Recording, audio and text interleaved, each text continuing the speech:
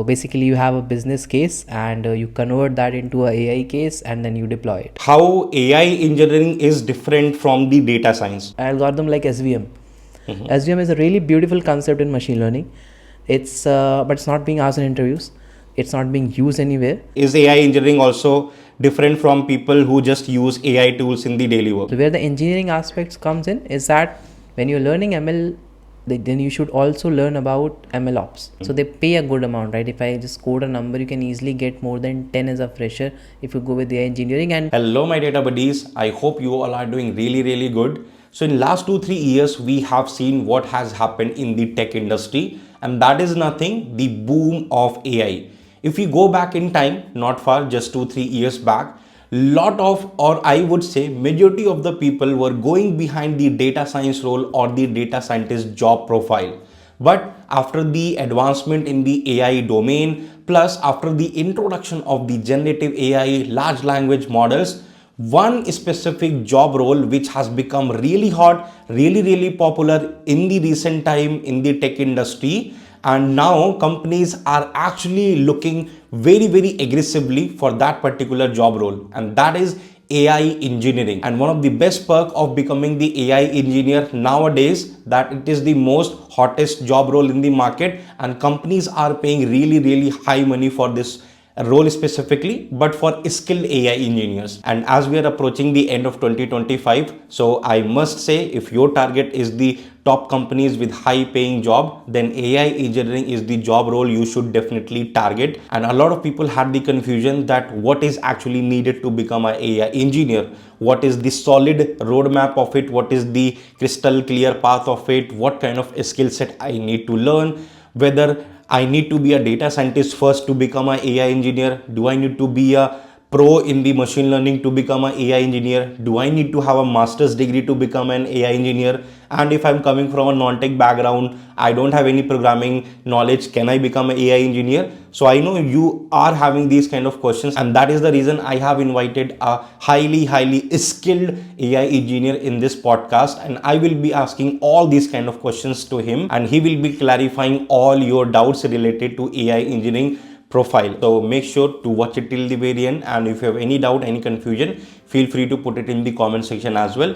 And at the end of the podcast, if you find it informative, then make sure to give it a like in the big numbers, and if you're new to the channel, then make sure to hit the subscribe button and press the notification icon as well. And a very big announcement, and the most awaited announcement for all my YouTube family and aspiring data professional specifically, and those who actually want to be on the top 1% side of the AI engineers. So we have launched our very first bootcamp of AI engineering, which will be from complete basic to advanced. We have kept it very affordable. You will be learning all these things in the live sessions, and obviously each live session gets recorded as well, so you can watch it anytime. You will be learning the whole AI engineering in this 3.5 month long bootcamp, which is for only limited number of people, and it is sequentially designed, well structured, and totally practical driven, and completely focused on industry grade projects itself, with the proper deployment of it, with the CI/CD part, the ML ops, and all the testing related stuff. So link is in the description, or you can visit www.growdataskills.com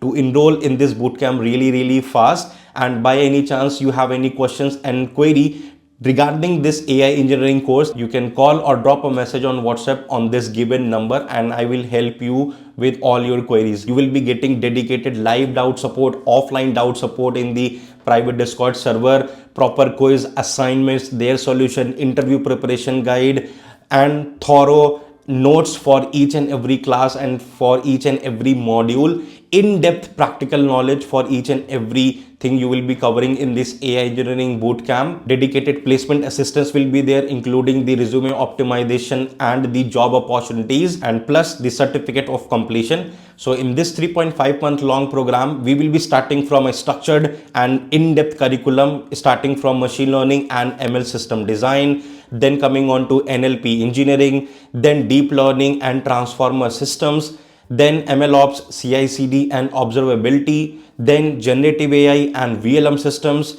After that, RAG, doc intelligence and context aware generation. and then MCP system and the AI engineering projects. So all over, and in total you will be building 14 in-depth projects from scratch in this course. So this is the kind of in-depth, in detail and affordable course you are looking for. So yes, what are you waiting for? And our results speaks on our behalf. You can see on your screen that how our students are bagging the massive job offers from the top product based companies, and this is the kind of impact we are creating. So what are you waiting for now? Link is in the description. Enroll right now. All right, thank you so much, Shubhankit, for joining me in this podcast. Really excited to have a discussion with you around the AI engineering space, and hope this will be really helpful for all the aspiring AI engineers. But for the audience who is watching you for the very first time, although we have done a lot of podcasts together, but still, if you can give a short introduction about yourself, that how your journey has been so far, where you worked and where you're working currently. Thank you, Shank, for again having me on this podcast. So, hey everyone, my name is Shubhankit. I currently work as an AI engineer. I previously worked with Accenture Growth and Strategy and Worldwide Technology, and currently I work at Fidelity International. So, and I've been, in the field of AI and data science for last almost close to 6 years now. So Shubhankit, to get started with it and to clear the air itself, what exactly is AI engineering? If you have to explain in the basic terms, basic words, because now AI engineering is there, data scientist is there, machine learning engineer is there, Gen AI developer is there. So a lot of people want to understand what AI engineering is and why has this role suddenly become so important in the tech industry. So, Shashank, we can say that AI engineering is the futuristic role, right? The most promising role that is out there. And what exactly is AI engineering is basically, as a word suggests, you have AI solutions and you are engineering it to based on your business use case. So basically, you have a business case and you convert that into a AI case and then you deploy it. Right. So now there's multiple aspect to it, and that's why the word engineering is there, because it's not just about maths and probability and statistics. It's more about once you have that solution, how will you take it to mass users? So their engineering aspect comes in, scalability, ML ops, ML engineering, all these things come in. So as you said, right, multiple designations are there, people get confused. So if you just want to understand easily, you can say AI engineering is one role where you are expected to do all of them. Right. So it's that's why it's new, and that's why it's a big role as well. If I take some base profile, I mean, I would consider data scientist as a base profile for all the AI, ML, data science related stuff. How AI engineering is different from the data science? So that's actually a good question, right? Because I hear that a lot, even when I get some messages on LinkedIn or anywhere else. So see, data scientist was, and I'm saying was because things have changed a lot in industry. Specifically talking about data scientists, it's more about structured data. In easy terms, you can say that. And if you would have this conversation, like if we were having this conversation like 2 years ago, I would say everyone to go for a data scientist role, become a data scientist, learn those things. But AI engineering is a bit different from it, and it's one step ahead, right? And the reason for that is data scientists stick themselves to structured data. If we just go with job descriptions, when it comes to AI engineering, it's more about dealing with unstructured data, semi-structured and unstructured data, and then building solution with LLMs and all that, right? So there's a slight different, and there's another thing as well, that people who are working in data science have a easiest route to become an AI engineer, because for them it's just some bunch of skill they have to learn. But if someone starting from like scratch, I'll suggest them to become an AI engineer now instead of a data scientist, because that is one role that isn't big ask compared to what data scientists were doing. And same reason, we have a lot of unstructured data, and AI engineers basically work on unstructured data. Well, that's interesting. You mentioned now people maybe should not go or get started with data science and get started with AI engineering. I mean, since maybe I don't know much about it, so how is it even possible? Isn't there any kind of dependency that someone first should learn the data science related skills, maybe whatever inside there, and then it will be easy for them to become AI engineer? How is it happening? So is it it's like this. So when we are actually preparing for data scientist role, you will start understanding about machine learning algorithms, and you will go in depth of machine learning algorithms. Now the problem with that is that all the ML algorithms are not being used, and you will spend some time understanding some concepts which honestly are great concepts, but they're not being used and they're not being asked in interviews as well. Okay. Right. So you're learning something which will actually give you a lot of interest. I personally love machine learning, but there are some parts of it which now has to be ignored when it comes to industry purpose, right? And you have to go to some parts which are actually using a lot in industry, basically transformers and LLM and deep learning, those kind of things. Got it. So section wise, you can say that AI engineering has data science inside it, right? But if you are targeting specifically for data science role, you will go in depth of data science and just increase your syllabus with things that are not being asked in interviews and the things which are not being used in industry as well. If I'll give you an example, algorithm like SVM. SVM is a really beautiful concept in machine learning. But it's not being asked in interviews. It's not being used anywhere. But if you learn it and if you go with the mathematical concept, it will take you some time to understand. But again, as I said, it's a beautiful concept, but it's not being asked, not being used, right? So it's better that you learn some concepts of machine learning and then some concepts of ML engineering, some concepts of deployment, some concepts of transformers, and increase your tech stack in quantity and go towards the idea of AI engineering instead of sticking to data scientists. And we have been seeing there are a lot of AI tools, right? Even to do smaller tasks, right? To prepare the slides, videos. We have different AI tools, right? The maybe Sora, Midjourney, and whatnot. So if we have to compare, like using AI tools, is the AI engineering or AI engineering is actually different, right? So if I have to frame it in the technical terms, like is AI engineering also different from people who just use AI tools in the daily work? So that's a really good question, and I get it specifically for people who are new to AI. So they think that if you're using ChatGPT, they're also AI engineers. So that's not the case. So I usually that's my personal observation, right? I usually divide them into three categories. The three categories of how you can work and use AI. Number one is you are using, let's say, tools like ChatGPT. So you're using a end-to-end created tool, you're using a final solution which has a LLM behind it, right? So for example, memory. So LLM by default does not have memory, but ChatGPT has memory because ChatGPT being served to you as a tool which a platform OpenAI has built, right? So if you are using ChatGPT, that's you can say category one. Okay, people who are actually just using ChatGPT, they are using a final solution tool. Okay, so you can use it to increase your productivity, to make some documents, to make some ask some general question. People now use ChatGPT for Google search as well instead of Google search as well. So that's category one. Secondly, you will use APIs. Okay, which is like 80 to 90% people are doing who are working in AI. Even AI engineers, we use APIs that are being served to us by LLM providers. You'll Gemini API, or you'll use OpenAI's API, things like that. Now, when you use APIs, all you have to worry about is what parameters you have to set and what response you will get, and what parameters you can tweak, and what the response will be, how the response will be changed. But you have no idea how LLM is working. So if I ask you about, hey, can you show me what exactly LLM is doing behind the scene, you are not responsible for explaining that. So that's the second category of working. Okay, I'm working with LLM APIs. So most, as I said, 80 to 90% of the use case are using APIs and they're happy with it. Okay. Now the rest comes the category 3, where you are expected to know how these things are built. Obviously, you're not expected to build LLM because that will cost you millions of dollars. But you are expected to know how these things are working. You are expected to understand that architecture, maybe fine tune a model, those kind of things. So when you talk about AI engineers, they usually work with the category 2. Okay, you are using API, but you are expected to be in the category 3 as well sometimes when it comes to explaining the concepts. Right?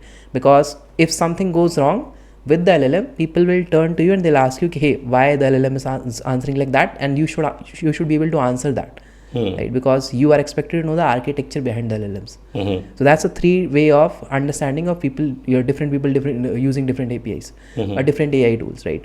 Okay. Either using ChatGPT, or they're using APIs, or they know what's happening behind the scene, right? So that's why I suggest people who are transitioning, let's say you have 20-25 year experience in industry. So if you are transitioning into AI, honestly, I won't recommend them to be in the category 3rd. Instead, be in the first category, use ChatGPT for your productive work. You are a business person, you don't need to go into a technical detail, like until you are really interested in it. Yeah, that was quite insightful and cleared a lot of doubts. So maybe one question. So AI engineers also using AI to do their work because they are supposed to build something. See, if it's there, right, and if you're not using it, then it's, I think for me it's a waste of time, right? If I know that this Python syntax could be generated and I know what's doing behind the scene, right? But if the tool is there, for example, GitHub Copilot is there, it's integrated in your IDE, let's say VS Code, and if it's there and you're not using it, then like it's there for that specific use, right? So there, I don't think there's a pride in not using AI if it's available and if it's legally accessible to you. Like if your companies are allowing you to use GitHub Copilot inside VS Code, then that's an encouragement from their side as well. Generative AI everywhere, right? Even the job profiles are there specifically for it. But now question is machine learning still relevant in this time period of the generative AI? See, ML is relevant, and I'll give you 3 reasons for it. So, number one, from interview perspective, if I am interviewing a person for a AI engineer role, I will expect them to know machine learning because that's a fundamental. Okay, if you can explain me machine learning, then you can explain me there's a concept of machine learning called gradient descent. That gradient descent is linked to transformers. So the gradient descent is linked to neural networks are linked to transformers are basically LLM. So it completes the whole cycle. So basically the chapter 1 of AI engineering. Okay. And second reason would be you cannot explain AI responses if you don't know machine learning, right? Because you can say LLMs are basically models which are a lot of data, like with large language models, you have a lot of textual data with unstructured content, right? Of course, and mathematical concept behind them is quite similar. Architecture is different, but the concept is same. And the third reason would be that 60 to 80% of companies' revenue still come from predictive modeling. That's a fact. Got it. Okay, and the reason for that is that machine learning works on structured data. It works on tables. Okay, and you should also data engineer, right? So you will understand, like with these rack pipelines with unstructured data, it's not like the tabular data has gone. It's still there, right? It's working as it was, right? It's important as it was. And specifically for bigger use case where you have, let's say, banking clients or financial clients, their data is mostly tabular, right? And they are happy with machine learning, right? And what's giving them good response, it's like working for a while, and like they have good use cases on tabular data. So why would they switch to Gen AI, right? So that's the thing. Shubhankit, you have given the pointers, the knowledge about the AI engineering space, but a lot of people would like to understand it from the practical perspective. Let's say considering you like AI engineer or any experienced AI engineer, what is their day-to-day activities look like, right? What they are supposed to do, their roles and responsibilities in any organization on daily basis, if you can explain that. Okay, so general expectation from you would be that, first of all, companies don't know, like most of the companies don't know what they have to do with AI, because teams are still forming. Like you'll find people who are very enthusiastic about it, but don't know how actually it works. So the expectations are quite varied in that particular case.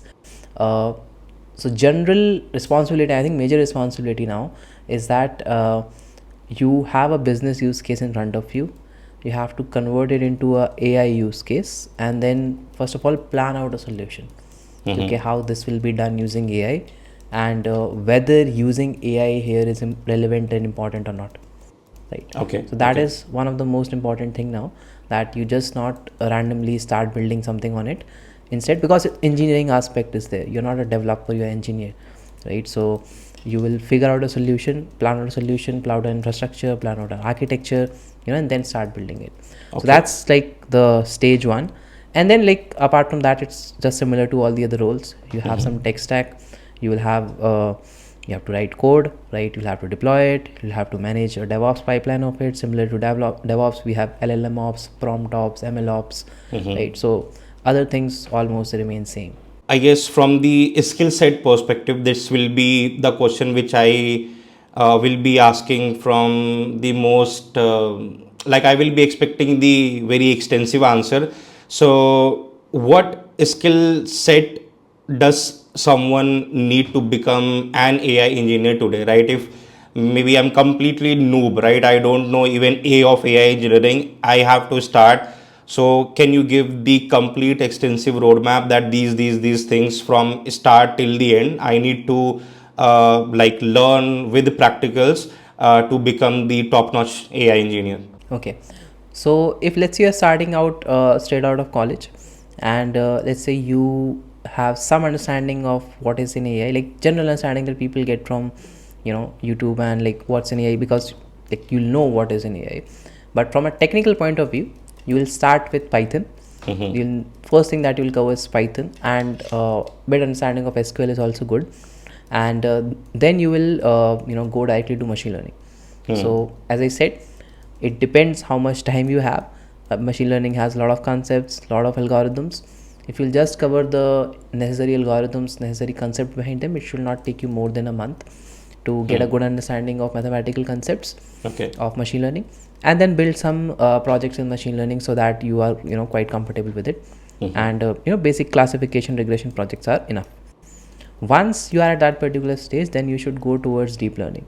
Understand how neural network work, how they are different from machine learning, what are different components there, like what is the forward and backward propagation algorithm. Again, a really good concept mathematical wise. If you can draw it out on pen and paper, you will actually enjoy it a lot. Then you will move towards the transformer part, where you learn about LSTM, RNN, and then the transformers, the word transformer, and finally the LLM models. So that is a route that one person should follow. And along the way, obviously, if you're working on deep learning, you should build some project on deep learning too. And because it will serve both the purpose, you will also feel more confident, and you will have one project in your CV as well. Now, where it differs and where the engineering aspect, because this is all AI, so where the engineering aspects comes in is that when you're learning ML, then you should also learn about ML ops. When you're learning deep learning and transformers and LLMs, you should also learn about LLM ops and prompt ops. Right. So that ops part basically helps you become an engineer, because when you're now building something, in the back of your mind, you're also thinking, okay, this is running on my local system, but how will I take it to production? Right. How will all the users use it at the same time? Does it serve all the users or not? Right. So that is a part. And then the new terms, as they are there, I think we recently closed a bootcamp of Agentic AI. So Agentic AI is also there, and then its libraries and everything is there. And finally, currently people land with the concept of MCP and MOE as well, that is mixture of experts, right? So that's the whole route, and new topics are coming in AI day by day. So once you are on this route, you will become a long-term learner, right? So there is no fixed roadmap that I can give you that will be applicable for 1 or 2 years. I'm pretty sure after 1 year or 2 years, we'll have to redesign that roadmap. Some new things will come, some old things will go, right? So that things keep on. When you are coming in AI, you are becoming a lifelong learner. A lot of people are watching this podcast and they might be coming from various backgrounds.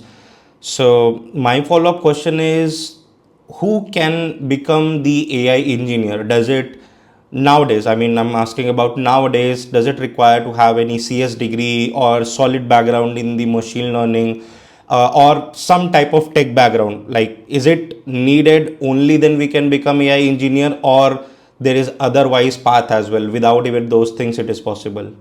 Shank, personally, I don't think technical background is necessary. I come from a metallurgical degree, right? So, and I work with a lot of smart people who also come from a non-CSE degree or non-ECE degree, right? And they're doing good, right? So the reason for that is that these skills are a bit different, and it's all about dedication, time that you put here, right? So there are multiple resources. There's a different types of resources available, right, where you can get comfortable and spend some time and learn things.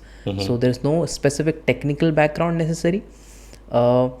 I would say that the only thing that is necessary is a good dedication, right? Because this field is tough, right? Because as I said, it's a continuous developing field. It's not like there is some organization who has rolled out a documentation and people are just following it. No.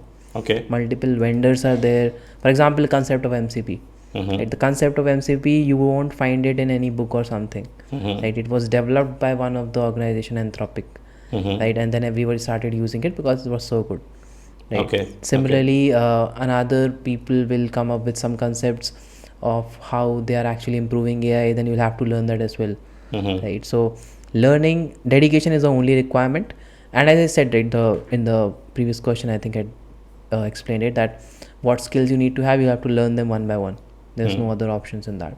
Shubhankit, from the understanding point of view, right, there is a very hot term in the industry, AI agents, right, agentic AI part as well.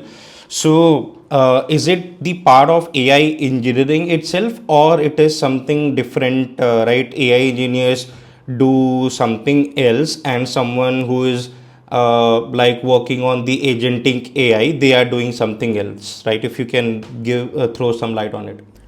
So you can say that agentic AI is last 20% of AI engineering. Okay. Right? It's just a new way, a new architecture, a new field of AI in which we are creating agents. And agents, as the name suggests, is, you can imagine a person who has a lot of information that you have built, and then you can ask them to do some task, and then agent has some features that it will have autonomy, it will take action, it will have a cognitive thinking, and then it will do something for you, right? Okay. So it's just a new architecture.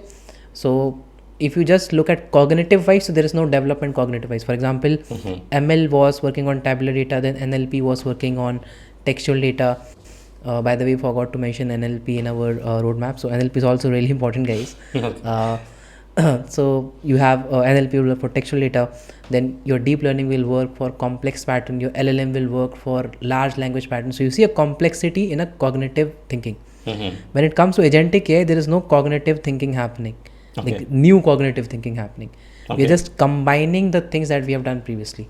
Okay, combine a ML model with a generative AI chatbot. Okay, so now you're talking to a chatbot. If the chatbot thinks कि okay, ML model needs to be called, it will call the model, give you a response that is a mixed response now from ML model and a generative AI chatbot. Okay. Right. So that's agentic AI. Right. So the most important thing that it should take action. Okay. Otherwise, it's a Gen AI chatbot.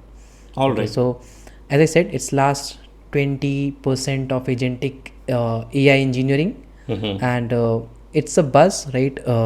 But it's not a hype. It's a real thing that's happening out there. People are building agents, right? In you'll see town halls, you'll see leadership meeting, or internal company hackathons. Everyone will come with an agent, right? So are we using tools for that? I mean, automated drag and drop sort of tools which are really popular, or like we love to code them right from the basic, writing all the code from scratch. How is it being done in the industry? So in industry, people generally code it, right? Okay. But when you're working on enterprise solution, people generally code it. But you have options of drag and drop tools like N10, which makes really good AI agents. And as I said, it's just an architecture. That's why we are able to make a drag and drop tool. Right. It's not adding a new cognitive layer or new sort of algorithm, nothing else. It's same algorithm that were used in Gen AI. Okay. So there are drag and drop tools, but when you work in enterprise, you generally code it. For coding, there are libraries, but you don't use drag and drop tools in enterprise solutions. So now talking about the comp part, right? We obviously know, right, when something is in the good hype and very trending in the industry, company throw a lot of money on those candidates. So same thing I want to ask, how much these companies nowadays are actually paying for the AI engineering role? So I'll remove the hype from it and I'll just tell the realistic things, right? So if a fresher is going and they have all these skills that the AI engineer should have, so because there's such a demand supply gap in this particular field that it was a mixture of multiple roles. So your expectation from that particular applicant is a lot.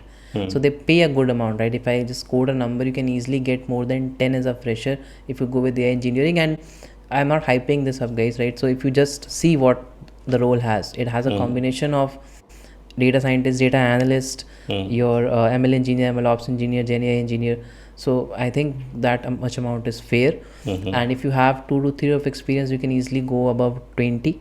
And rest will follow, right? If you have 5 to 6 years of experience, you can touch 35, 40 easily. Maybe just to wrap up this podcast, Shubhankit, right? Why is now the right time to learn AI engineering, right? What is the reason, or why someone should even emphasize that, okay, seems like I should go towards the AI engineering? What is that why thing? So, my understanding for this is that for a while there has been roles which follow documentations. Okay, here is a documentation. This is your role. Wherever you get stuck, follow this documentation. As you gain more experience, you rely less on the documentation. But wherever you get stuck, there's things in a documentation. So that document is basically unstructured content. With generative AI, we have actually figured out of how to work with that unstructured content, and that too in a really good cognitive manner, right? With really high accuracy, we have started to automate that process, right? So I always say that if you can write all of your work in a piece of paper, okay, first I will do this, then I will do this, kind of a step-by-step documentation, it can be automated. So that automation is a big reason nowadays that you should be on the side where people are creating automation solution instead of on the other side where your role is being automated. So that is the biggest task. And technically, as I said, we are now starting to work with unstructured data, and that is a really important thing because we have a lot of unstructured data. We all use social media. Even in this podcast, there's unstructured data being generated. Like this won't be a tabular data, right? This would be a chat, a transcript, So the more data you have of unstructured type, more use cases it will drive, and more solution it will drive. So all that will follow. So that is the reason. That's the only reason, right? That more use cases will come on this kind of projects. So you need to be on that side. That's the only reason. Okay, cool. And just one more thing, I'm sorry to interrupt you. But one thing that I have observed is that the curiosity and the eagerness to learn AI, is more in experienced people and less in juniors and freshers. Okay. And the reason for that I have observed is that these experienced people, they are usually the part of the meetings where decisions are being taken. So they know that it's not a hype. Right. They know that, okay, this will actually implement my role, this will actually implement future projects and all that, right? So that is why when I see internal trainings, or when I see people talking to me about AI, they are generally people who have like 5, 6, 10 years of experience working already in industry, maybe some on an enterprise solution, and now they're really eager to learn AI and shift their tech stack to this. Okay. Instead of fresher, they'll be still like, okay, I want to become a, let's say, a specific developer and work on a specific tool.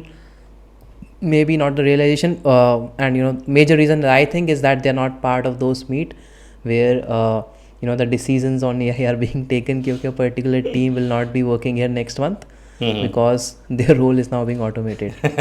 So that fear, the experienced people have seen more closely, and I wish nobody sees that kind of fear, but that's what I have observed, right? I'd love to know what you think about it. No, yeah, absolutely true. The way this whole AI engineering spectrum is shifting, right, very fast, very quickly. And me being on the data engineering side, I know in the recent time how much closely I have even started working on these things in my data engineering use cases. So definitely this is the time where focusing on the AI engineering side could be really advantageous, and people should definitely do that. Maybe you are not learning AI engineering, at least you should know how to use the right AI tools to be more productive at least. Plus, obviously, if your aspiration is to go into something cooler where you are building these kind of things, then AI engineering is the right path. As you already explained, right now, this is not the time where you have the dependency on the data science itself, right? Learn the data science core first entirely and then target any other profile. So things have changed over the period of time really quickly. So yeah, that is the same take I have on this one. So yeah, that was pretty insightful, Shubhankit, and real thankful that you came here and you shared all your experience with the aspiring AI engineers. Hope they will get all the benefit from this podcast, the roadmap, the tips you have shared.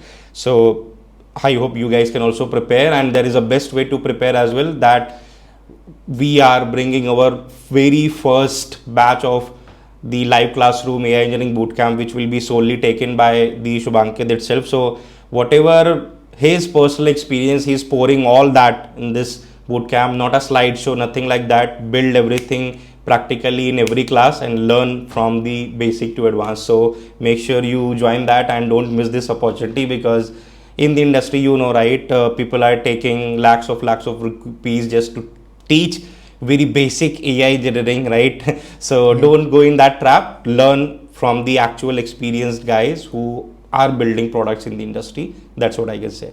So this is what I had for all of you in this amazing podcast with Shubhankit, where he has shared all his practical experience about the AI engineering, and I'm pretty sure he has cleared all your doubts that how you can become the top quality AI engineer in the upcoming year. So make sure to follow this path which he has mentioned and the skill sets, and obviously don't forget to join the AI engineering basic to advanced bootcamp, where you will be learning the complete AI engineering in the structured and sequential manner, step by step, that too from practical industry grade projects in just 3.5 months.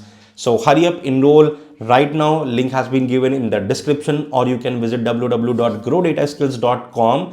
And if you have any query, any question, then feel free to call or drop a WhatsApp message on this given number. So that is pretty much I had for all of you. See you next time with another amazing podcast. Till then, just keep exploring data.